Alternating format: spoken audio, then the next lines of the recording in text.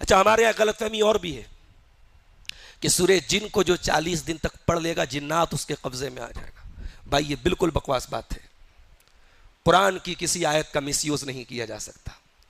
قرآن کی کوئی آیت جنات کو قبضے میں کرنے کے لیے بنائی ہی نہیں گئی ہے. سورہ جن اللہ کے نبی نہیں پڑھتے تھے، صحابہ نہیں پڑھتے تھے. کہتے ہیں صاحب سورہ جن بڑی تیز ہوتی ہے، اکیلے میں مت پڑھو، رات میں مت پڑھو، بند کمرے میں مت پڑھو. بکواس باتیں ہیں یہ. تو اما عائشہ کہتی ہے کہ اللہ کے رسول کے اوپر جادو کیا بنو زریق کے ایک یہودی نے جس کا نام لبید بن عاصم تھا. کہتی ہیں اس جادو کا اثر کیا ہوا اللہ کے نبی پر.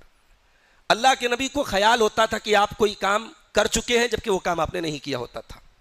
یہاں تک کہ ایک دن یا ایک رات اللہ کے نبی نے 3 مرتبہ خوب اللہ سے دعا کی. پھر کہا کہ اے عائشہ کیا تمہارا خیال ہے، کیا سمجھتی ہو اللہ تعالیٰ نے جو سوال میں نے اللہ سے کیا، جو دعا میں نے مانگی، اللہ نے مجھے دے دیا؟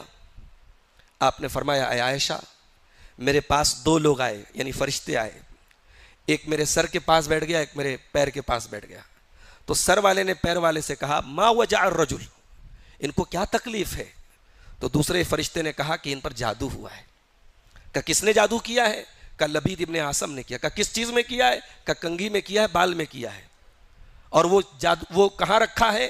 ایک نر کھجور کے سوکھے کھوشے میں رکھا ہے. اور وہ نر کھجور کا کھوشا کہاں ہے؟